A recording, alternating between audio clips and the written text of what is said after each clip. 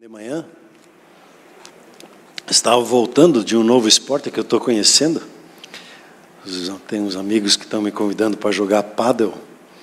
Estou lá eu, aprendendo. Eles ficam ganhando em cima de mim lá, e eu estou aprendendo. Daqui a pouco eu pego eles. E vindo para casa, disse, Silvia, eu já podia fazer as compras para o almoço de amanhã, o que eu preciso comprar?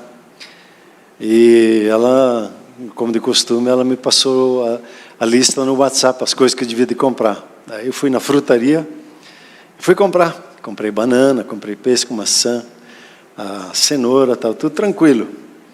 Aí na lista, de repente, apareceu alface americano. Alface americano, para mim tudo é alface, mas agora tem alface americano. Bom, perguntei, qual é que é o alface americano aqui? É esse ali. Ah, beleza, então peguei o alface. E aí tinha na lista um nome, Tsushini.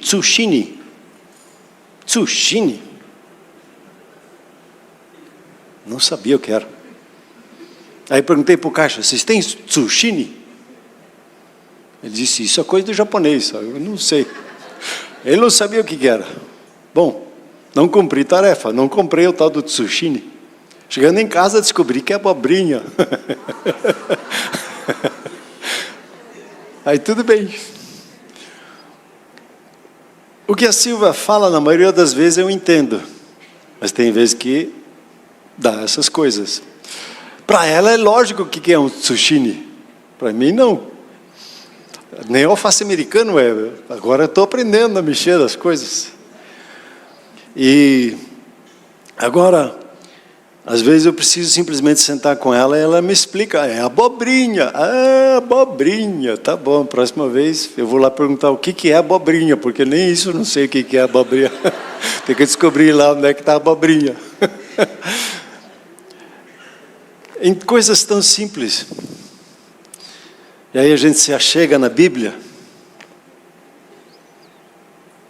e a gente se depara com algumas informações e falas que a gente faz a leitura conforme os nossas ideias, conforme os nossos preceitos, nossos conceitos, as nossas experiências, nossas palavras, nossa cultura. E eu me chego à palavra de Deus e eu quero saber e compreender a Bíblia. E aí a gente vem com a nossa cultura, vem com a nossa experiência, vem com as nossas dores, vem com as nossas dificuldades e se achega à Bíblia. E aí você se depara que Deus é a pessoa mais mal compreendida no universo. Como é que ele se apresenta? Ele se apresenta como rei. Ele tem um reino que ele chama de reino de Deus, que é dele. Onde ele habita? Ele habita no reino dos céus. Esse reino de Deus, os céus são os céus do Senhor.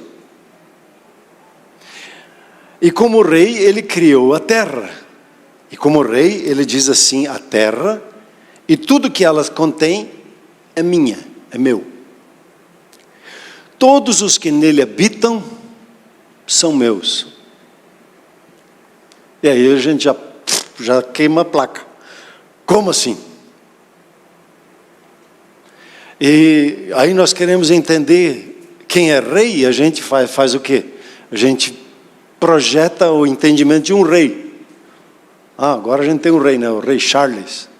Antes era a rainha, parece que ela nunca ia embora, né? Ela estava com Noé, ela estava com Moisés. As brincadeiras que faziam com ela.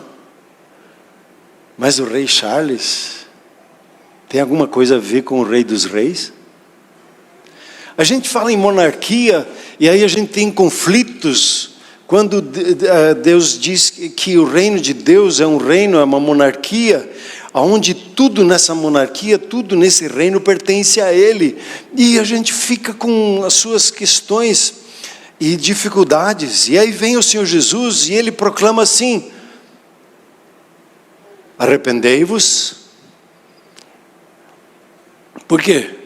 Porque está próximo, ou chegou o reino de Deus. A gente acha que, na nossa cultura, nas nossas experiências de vida, que Jesus ele veio estabelecer e fundar uma religião. Ele nunca veio fazer isso. A palavra dele aqui diz: arrependei-vos, mude a maneira de pensar, amplie o seu entendimento, porque para você entender o reino de Deus. A mente humana não pega. Você já ouviu falar, né? A nossa mente está aqui, a mente de Deus está lá. Como é que eu alcanço isso? Eu preciso ir me arrependendo, permitindo que a mente de Deus me seja revelado para que eu consiga alcançar a mente de Deus. Então,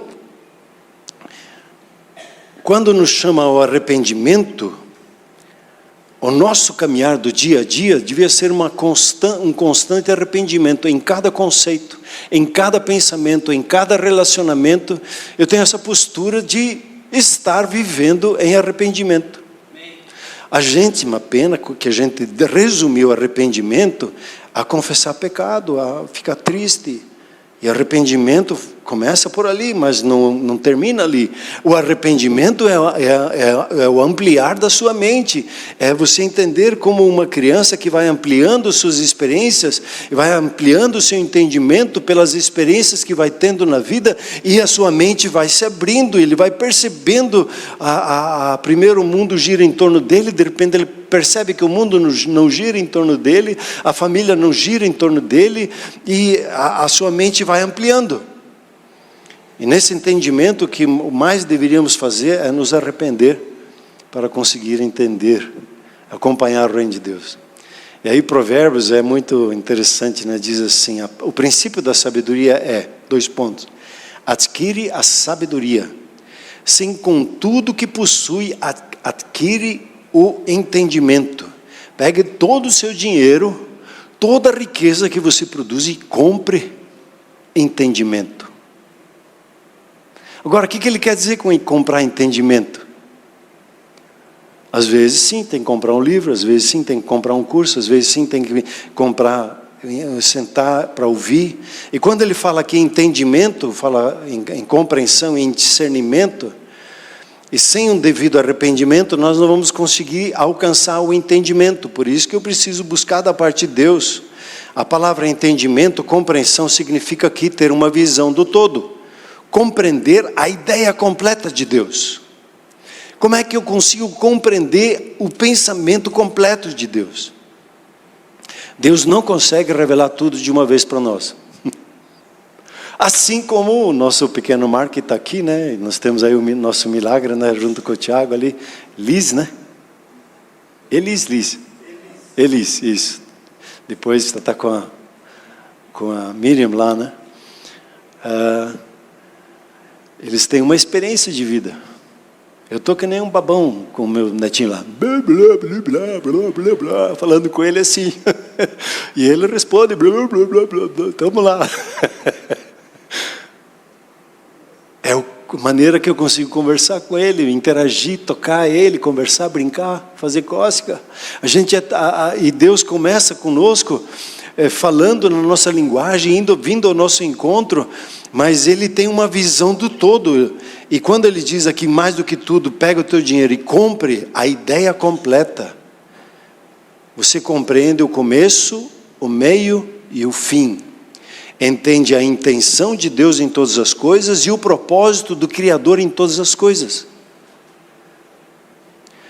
E nesse quesito, Deus é uma pessoa, como disse, a mais mal compreendida de todos os tempos, né? Deus tem uma ideia original sobre a sua criação, sobre a vinda de Jesus, sobre a vinda do Espírito Santo. Ele diz lá, eu gosto do texto que diz lá em Isaías, né? Deus diz assim: desde o início, eu estou falando das coisas do final, como é que vai ser. E o meu propósito, ele está se cumprindo na minha história. E eu vou me revelando para você. E Deus quer se revelar a nós. E para eu ter entendimento e clareza na vida, eu preciso investir tudo que eu tenho para alcançar o entendimento da parte de Deus. Como é que eu chego na ideia original de Deus? Então, tudo que nós vemos, tudo é fruto de uma ideia, né? Esse copo aqui é um fruto de uma ideia. O sapato que você está vestindo é fruto de uma ideia. Primeiro foi uma ideia. A cadeira que você está sentada, primeiro foi uma ideia. Daí depois foi executada. Tudo começa com uma ideia. E quando uma ideia é aceita no coração, ela se torna um preceito. Diga comigo, preceito. Você tem a ideia, daí você tem o preceito. Depois o preceito, o que ele é? O preceito em si é a ideia original de Deus. E aí você descobre, essa semana eu me deparei com isso, que o salmista Davi, ele orava e pedia: Senhor, me ensina os teus preceitos, a tua ideia original sobre as coisas, a tua ideia original sobre a minha vida, sobre o meu casamento. O que você tem na sua mente, Deus? Me ensina. E ele investe tempo, investe o que precisa para conseguir chegar ali. Então, basicamente, para não me alongar muito nessa pequena introdução que estou fazendo, o preceito é a ideia original, o princípio, o fundamento que vem no coração. O Salmo 119, por exemplo, ele diz 18 vezes, diz assim: ensina-me os teus preceitos. Não sei se já tenho orado assim: Senhor, me ensina os teus preceitos sobre a física. Quais são os teus preceitos sobre a criação dos animais? Quais são os teus preceitos quando o Senhor me deu a vida e me deu um propósito para vivê-lo? O que estava no seu coração, Deus, quando o Senhor me fez? O Salmo 19:8 diz: os preceitos do Senhor são retos e alegram o coração. O mandamento do Senhor é puro e ilumina os olhos. Então, o preceito é o que o Espírito Santo nos revela que está no coração do Pai. Por quê? Porque o Espírito Santo é que prescruta o que está no mais íntimo de Deus. E Ele nos revela o que Deus tem pensado, preparado e separado para a sua vida. Não é para ficar no desconhecido, é para ficar na experiência de vida sua, que Deus tem estabelecido. Quando um preceito ele é concebido, ele se torna um conceito. Aí eu começo a entender, eu começo a escrever essa ideia, desenvolvo ela e articulo ela, para que eu possa comunicar e compartilhar com outros. Então, nós podíamos ir na sequência, um conceito, que eu estou tentando explicar agora para você. Estou usando o quê? Estou usando palavras, para que eu consiga explicar o pensamento, o conceito em si. Para isso eu preciso da palavra. Só que a palavra tsushini, para mim agora virou um conceito. É abobrinha. Mas até então não era. E quando eu entendo a cultura, e aí eu preciso entender a cultura da Silvia, o que na cultura, no pensamento dela aí eu consigo compreender. Os caminhos de Deus e os pensamentos de Deus são assim. Preciso perceber esse distanciamento que eu como ser humano tenho, ainda mais quando eu caí para bem longe da presença de Deus. Eu preciso começar a orar que nem Davi, por isso que ele foi chamado homem segundo o coração de Deus. Senhor, me ensina os teus preceitos, me ensina a tua ideia original sobre as coisas. O que estava no teu coração a me criar? E aí eu quero entrar no texto de hoje. E a minha oração, eu quero ter um coração sensível à voz de Deus, ver com os olhos do coração e entender com o coração o preceito de Deus, me converter a Ele, e quando eu me converto, então eu sou curado. Esse texto está escrito de uma forma um pouquinho diferente em Mateus 13, na parábola da semente. Essa sequência: primeiro eu preciso ouvir de bom grado a Deus. Ali ele diz: meu povo não me ouve de bom grado. Aí ele diz ali naquele texto que, porque não ouvem com bom grado, o que acontece? Seus olhos são cegados. Com os olhos cegados, o que acontece com o coração? O coração, ele endurece, ele não entende. Quando o coração não entende, ele não se converte a Deus, e ele diz ali, então não é curado. Há um processo que começa na disposição. Senhor, eu quero ouvir a sua voz. Eu quero entender os teus preceitos. O que o Senhor tem em mente quando o Senhor me fala alguma coisa e eu quero obedecer? E o Salmo 81, vamos ler junto esse Salmo, se tem a sua Bíblia aí, no seu aplicativo. São apenas 16 versículos, eu quero entrar um pouquinho neles. Muito bem. Cantai de júbilo a Deus, força nossa, celebrai o Deus de Jacó. Salmodiai e fazei soar o tamboril, a suave harpa com o saltério. Tocai a trombeta na lua nova, na lua cheia, dia da nossa festa. É preceito para Israel, é prescrição do Deus de Jacó. Ele ordenou, como lei, a José ao sair contra a terra do Egito. Ouço uma linguagem que eu não conhecera. Livrei os seus ombros do peso e suas mãos foram livres dos cestos. Clamastes na angústia e te livrei. Do recôndito do trovão eu te respondi e te experimentei junto às águas de Meribá. Ouve, povo meu, quero exortar-te, ó Israel, se me escutasses. Não haja no meio de ti Deus alheio, nem te prostres ante Deus estranho. Eu sou o Senhor, teu Deus, que te tirei da terra do Egito. Abre bem a tua boca e te encherei. Mas o meu povo não me quis escutar a voz, e Israel não me atendeu. Assim, deixei-os andar na teimosia do seu coração. Sigam os seus próprios conselhos. Se o meu povo me escutasse, se Israel andasse nos meus caminhos, eu de pronto lhe abateria o inimigo e deitaria a mão contra os seus adversários. Os que aborrecem ao Senhor se lhe submeteriam, e isto duraria para sempre. Eu o sustentaria com o trigo mais fino e o saciaria com o mel que escorre da rocha. Amém? Israel, como nós lemos lá em 1 Coríntios, é um exemplo para nós, e a Bíblia diz que nós precisamos prestar atenção na história de Israel para entender e aplicá-lo na nossa vida, para nós não repetirmos a história. Por isso que é bom estudar a história, para a gente não repetir os mesmos erros, pelo menos sermos originais, fazermos erros novos.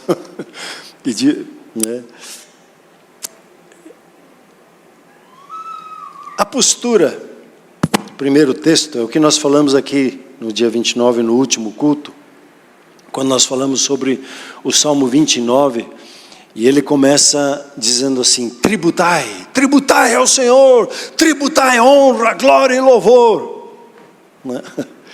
A primeira postura que ele chama você e a mim aqui, é tributar a honra a Deus, uma postura de adorador, uma postura que reconhece que Deus é Deus, e graças a Deus eu não, que Ele é soberano, e que Ele governa todas as coisas, que Ele é aquele que cuida da minha vida, que Ele é o meu bom pastor, que é o Jeová Rafá, que é o Jeová Nissi, que é o Jeová Jireh, é aquele que sempre me envolve com a boa mão a presença dEle. Tribute a Deus a devida honra. Antes de qualquer coisa, e antes de conseguir ouvir a voz de Deus, eu preciso estar tributando honra e glória e reconhecimento a Deus. Se eu me deparo com uma situação como nós conversamos ali no dia 29, e eu começo a reclamar sobre a situação, e reclamar porque Deus não isso, porque Deus não aquilo, eu não consigo discernir o caminho de Deus. E não consigo ouvir a voz dEle, porque o meu coração se encheu de insatisfações.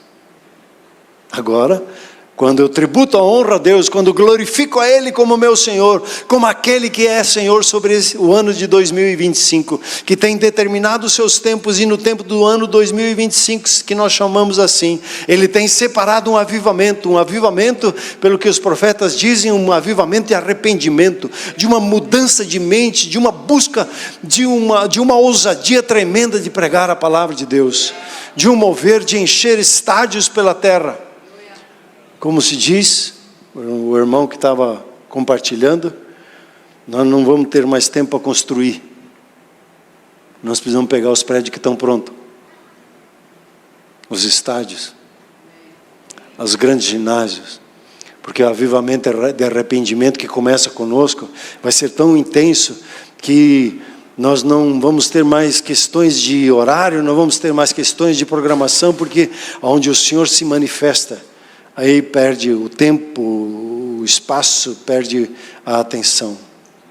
Então, a postura de adoração a Deus, em primeira instância, quando você vê uma dificuldade, começa a sorrir e diz: Deus vai fazer o milagre aqui, eu quero ver que história que Ele vai fazer comigo e com meus irmãos no meio dessa dificuldade. Deus está preparando alguma coisa boa. Porque Ele é Senhor sobre todas as coisas, e eu glorifico, adoro a Ele. Quando glorifico, adoro a Ele, os ouvidos do meu coração, os olhos do meu coração começam a se abrir, e eu começo a me tornar sensível ao que Deus fala. Na terça-feira, eu gostei muito do testemunho do Wilson. O Wilson, ele foi no supermercado buscar a esposa dele, e ela ia também no supermercado e no banco. E ele entrou, e ele se atinou, vai no banco. Aí ele foi no banco. Quando chegou no banco, ele estava saindo do caixa eletrônico.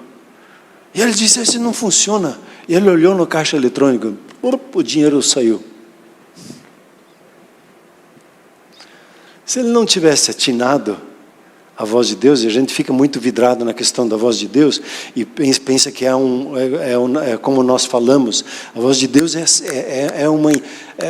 assim, se você percebe, esse atinar, Deus livrou ele de um grande prejuízo. O que estava atrás na fila já ficou olhando, vai sobrar para mim.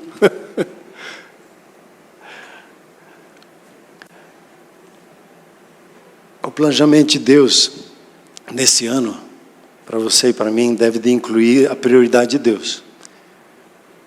Em primeiro lugar, o reino de Deus e sua justiça. Se o teu planejamento, o meu planejamento, não considerou isso, pode jogar fora, porque já saiu errado. Começou errado, né? Então, refaça lá o plano, coloque em primeiro lugar o reino de Deus e a sua justiça. Como nós temos incentivado aqui, Senhor, o que o Senhor percebe, em que área na minha vida o Senhor quer agir? Como eu vou crescer no meu relacionamento com o Senhor?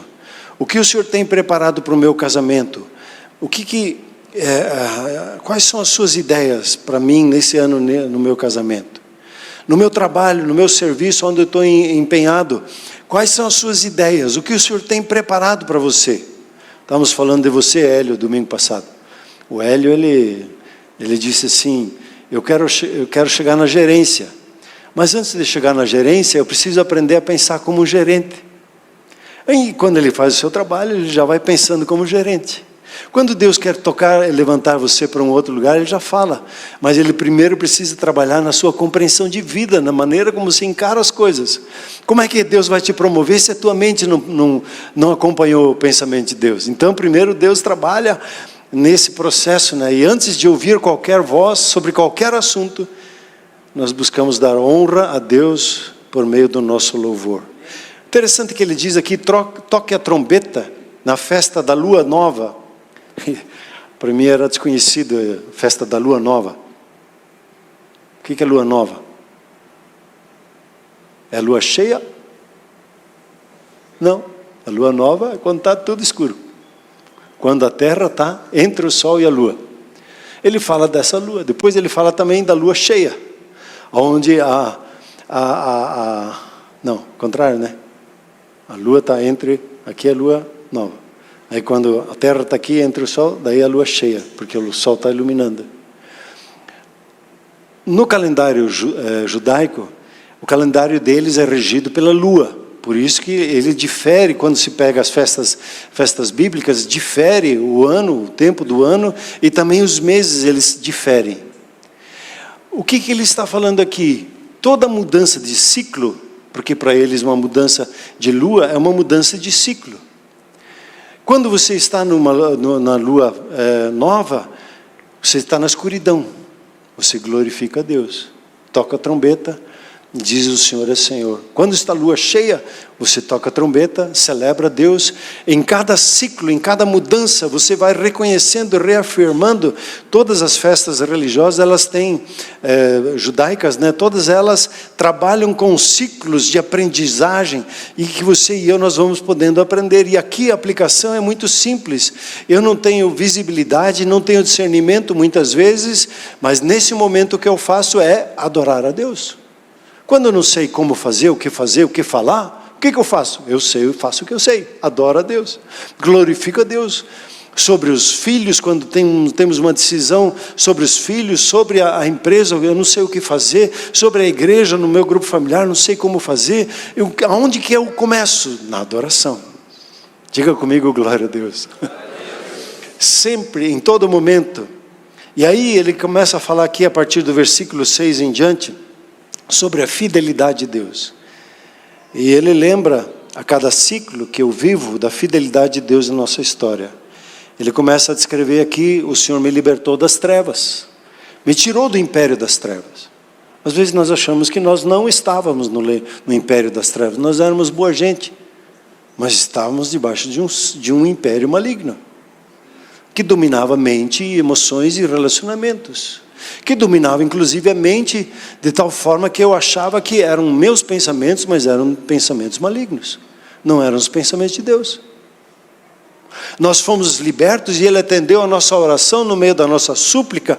Você provavelmente se lembra quando você estava orando e suplicando a Deus: me tira, salva o meu casamento, salva a minha vida, salva o meu filho das drogas, salva, nesse tempo de dificuldade que você lutava e clamava diante de Deus. Lembre da onde você foi tirado. Lembre do fato que se Jesus não tivesse entrado na sua vida, aonde você estaria hoje? Eu não sei se eu estaria vivo.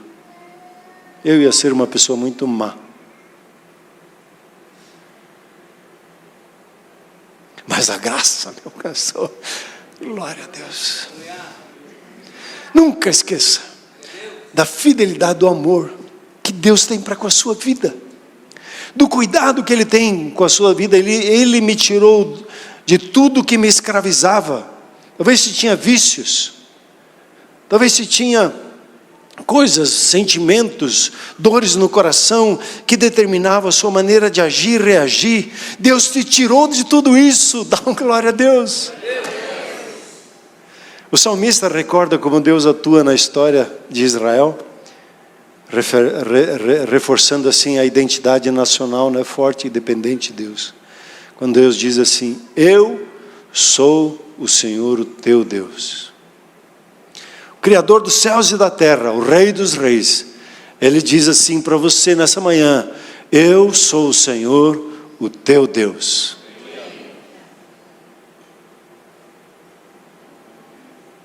Se Ele não estivesse na nossa vida, que nem o jargão comum diz, a gente estaria lascado.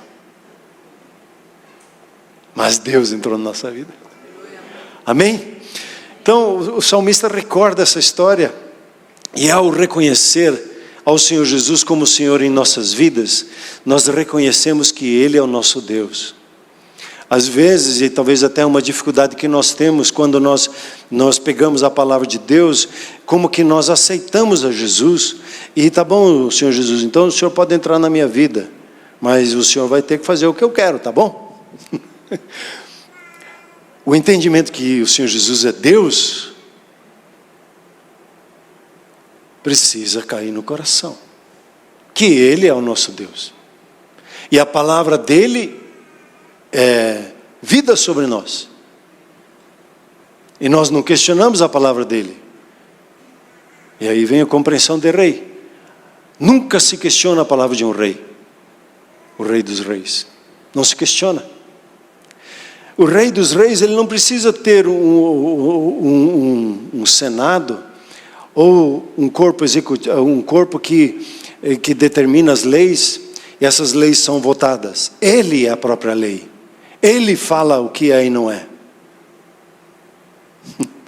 Para uma mente democrática isso é Mas quando Deus diz assim, perdoa teu irmão. Ah, mas o senhor não sabe o que ele fez comigo. E daí? Perdoa teu irmão. Não se negocia a palavra do rei. O livre-arbítrio que nos foi dado, não foi dado para que a gente faça o que a gente quer. O livre-arbítrio nos foi dado porque antes a nossa vontade estava escravizada. Nós não conseguimos cumprir com a vontade de Deus. Veja Romanos 7. Nós, no maior esforço, na maior disciplina, no maior trabalho de hábitos, fazendo, a gente não consegue. Porque se a vontade não é liberta, para fazer a vontade de Deus, nós não conseguimos. Eu preciso que o Espírito Santo me ajude e liberte a minha vontade, para que eu consiga fazer a vontade do meu Pai. E se a vontade de Deus está difícil para fazer, peça ajuda para o Espírito Santo. Ele vai lhe capacitar, vai lhe orientar e lhe ajudar. Com a maior da alegria.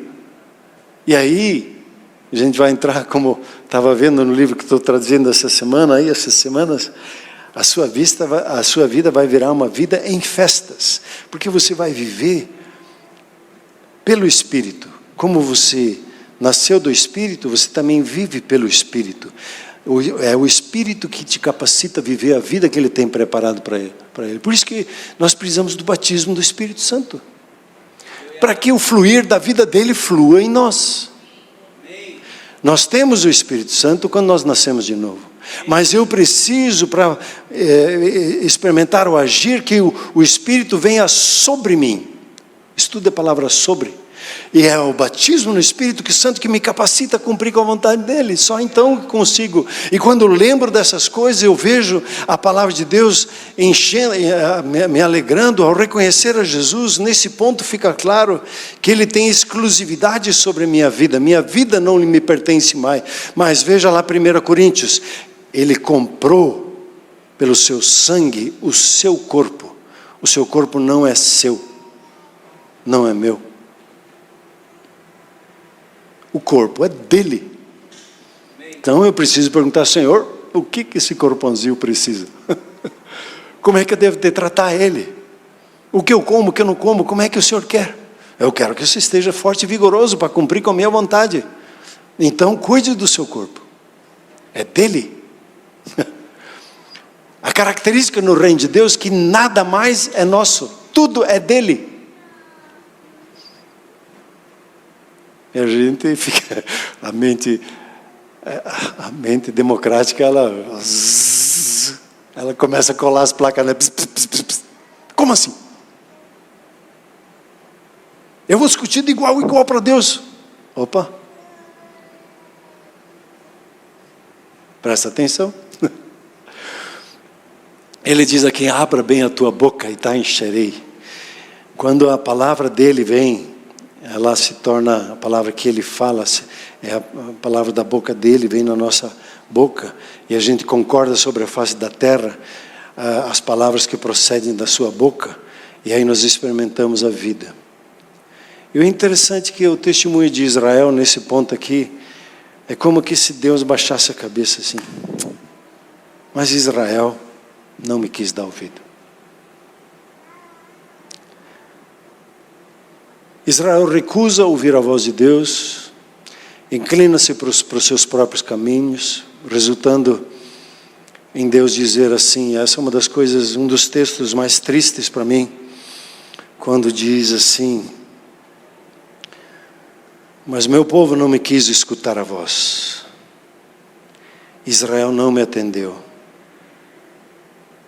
e assim deixei-os andar na teimosia do seu coração. Sigam seus próprios conselhos. Aqui meu coração diz, Senhor, não me deixa andar na minha teimosia. Senhor, Não me deixa andar na teimosia do coração. Eu não quero andar nos meus próprios caminhos, nos meus próprios conselhos.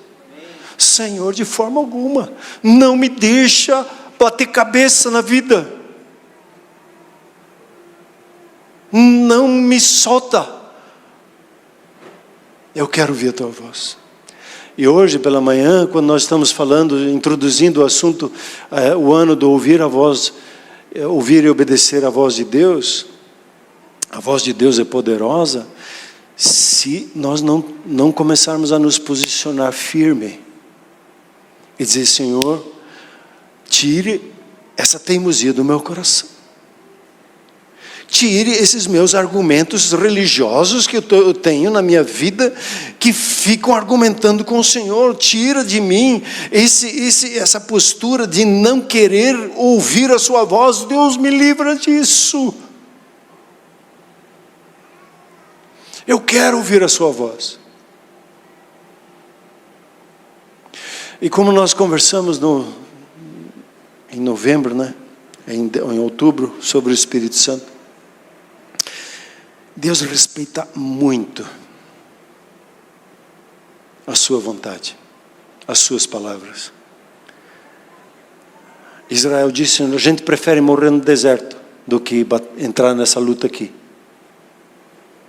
Deus diz, se cumpra a sua vontade, a sua palavra. Deus, me guarda a minha boca. Eu só estava conversando aqui com Moisés. Deus disse, mas eu estou ouvindo o que você está conversando lá na sua cama.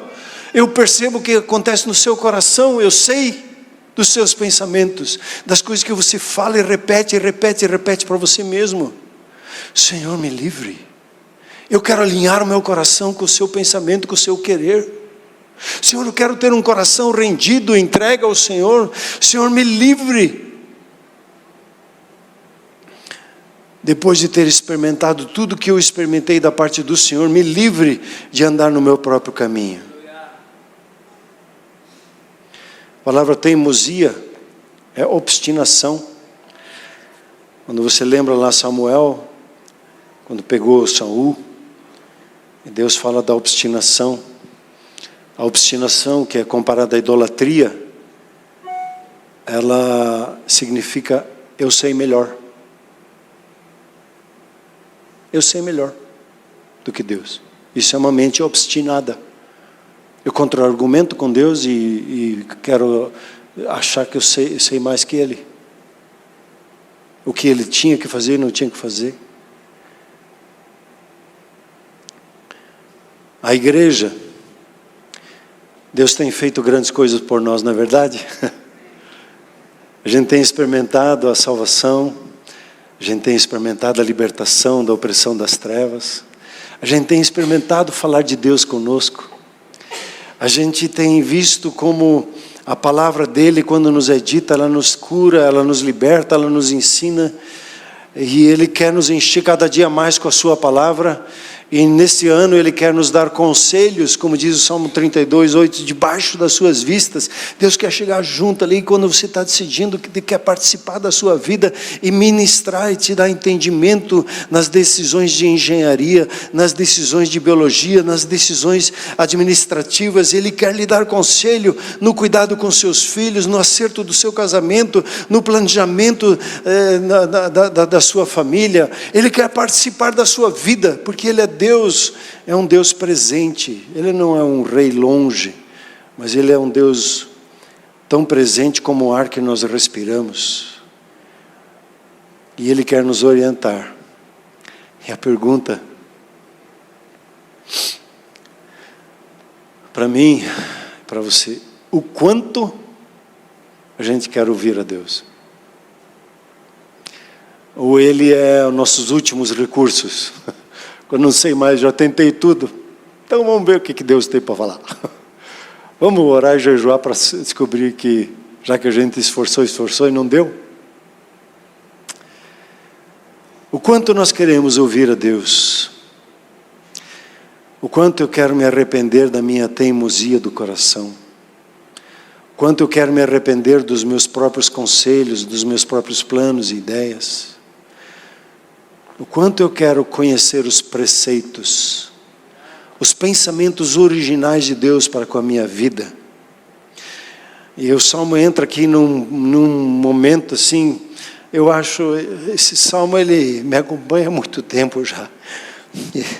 Quando Deus diz aqui, se o meu povo, se o ar não me escutasse, se o meu povo me escutasse, se me escutasse.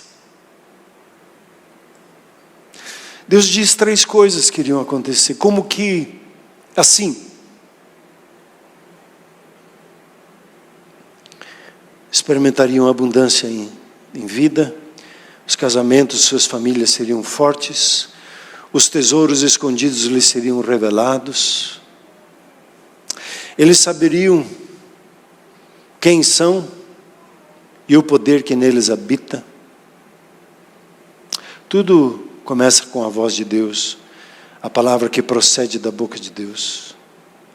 As 3 coisas grandiosas que ele diz aqui, ele diz assim, eu de pronto, como que? De imediato, lhe abateria o inimigo e deitaria a mão contra os seus adversários. Deus promete aqui, imediatamente, uma ação a favor de Israel contra os seus inimigos. E a frase, deitaria a mão, sugere uma ação direta e poderosa da parte de Deus. Isso implica que Deus se apresenta como defensor e protetor do seu povo. Você quer isso na sua vida? Gosto de lembrar do testemunho do Getúlio, que trabalha bastante nessa área de libertação. E ele, num tempo de oração, como que o inimigo veio bufando no rosto dele aqui, dizendo assim, eu vou te matar. É claro que ele quer isso, não é novidade nenhuma. Ele simplesmente responde, só se o Senhor deixar. Porque é Ele que determina a minha vida, não é nem o seu querer. Ele é o meu escudo e minha proteção. Talvez nesse ano você enfrente alguns inimigos, dificuldades, as mais variadas que tem, que todo ano traz consigo. E aí? Eu adoro a Deus. Senhor, o que o Senhor tem a dizer sobre isso? Qual é o seu discernimento, Deus, sobre essa situação? E na adoração, ao adorar, você percebe o falar de Deus na sua vida. A segunda coisa que ele diz aqui, que é intrigante, né? Os que me aborrecem, os que aborrecem ao Senhor, se eles submeteriam, e isso duraria para sempre. Significa que os inimigos de Deus, que também são por extensão de Israel, são os nossos, seriam subjugados. E a submissão seria permanente, para sempre. Como é o diabo hoje, em relação à sua vida. Eu gosto do texto de 1 João 5, que quem é nascido de Deus, o inimigo não mexeu na minha vida. Com quem você mexeu? Com o meu pai. Vai sofrer dano. Não mexe com o povo de Deus, não mexe com a minha família. Porque eu vou orar. E vai sobrar para você. Não é assim que nós temos medo do inimigo. É diferente quando você entra no ambiente. Ele chegou. É melhor pensar assim, né? O Rei dos Reis é contigo. Ele submete os seus inimigos. A vitória completa e duradoura sobre os seus adversários espirituais e físicos é estabelecida. Se alguém resiste aos seus negócios e combate o seu negócio, não é com você. A luta não é sua. Deus diz, a luta é minha. Então, vai para o ladinho, deixa Deus entrar na frente, deixa Ele abrir caminho para você. No seu trabalho, no seu chamado, nos seus relacionamentos. A vitória completa e duradoura que Deus testemunha aqui.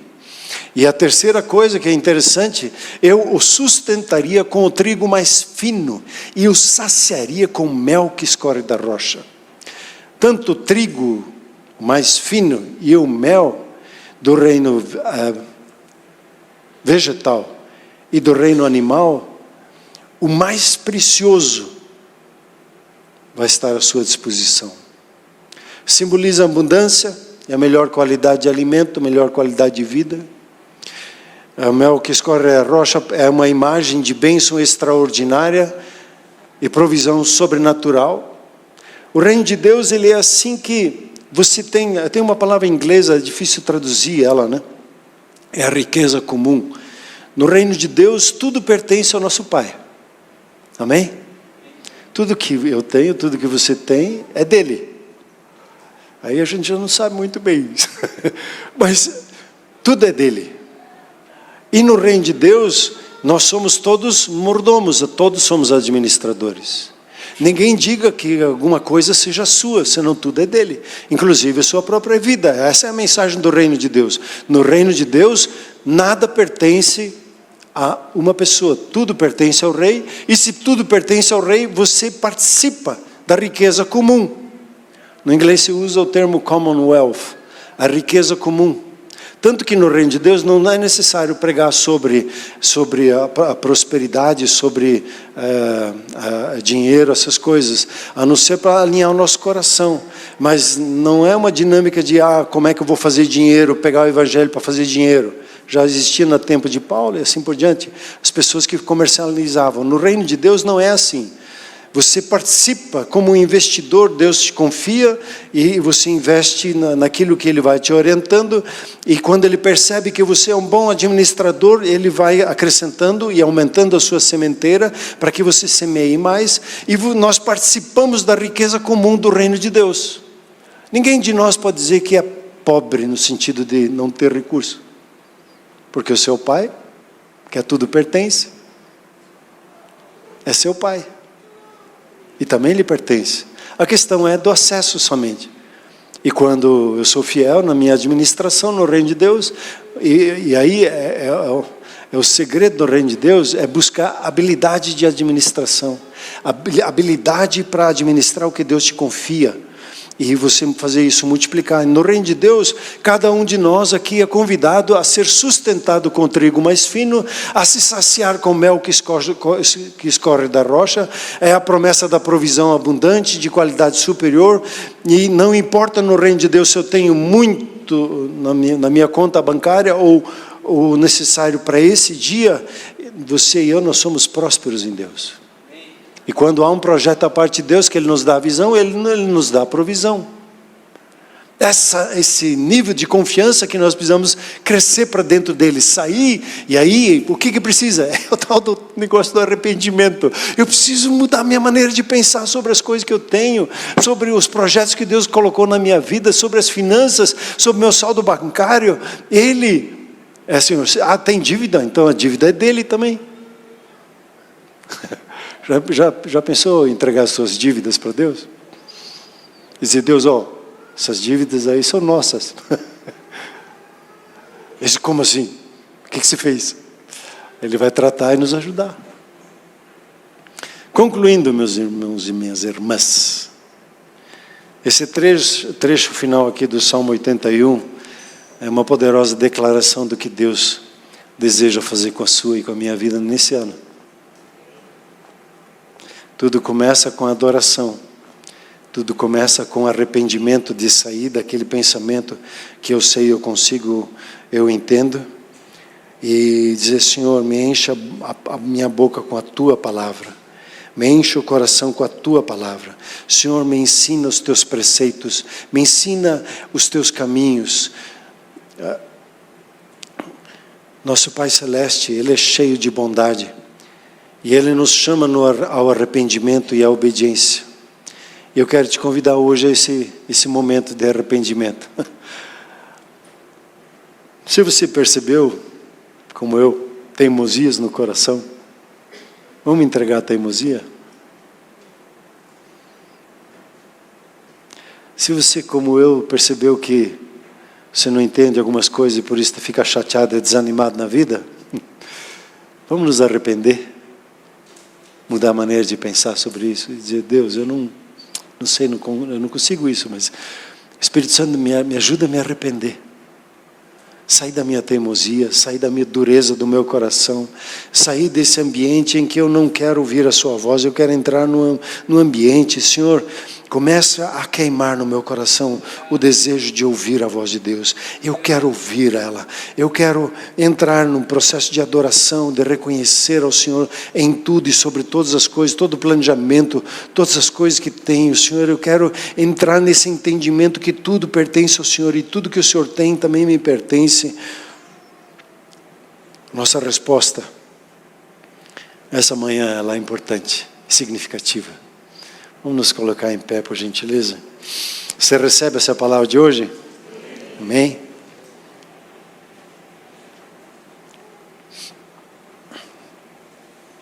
Peço que os irmãos, os canarinhos de Jesus venham aqui. Hoje, até fiquei admirado, hoje é só homem que está tocando aqui, né? Isso nem sempre acontece, né, Sérgio? Glória a Deus. Aqui a frente está aberta para você sair do seu lugar. Você já sabe disso, né? Que quando Deus fala com você, você precisa sair do seu lugar e se posicionar diante dele. Dizer: Deus, perceba o meu coração. Perceba o meu coração.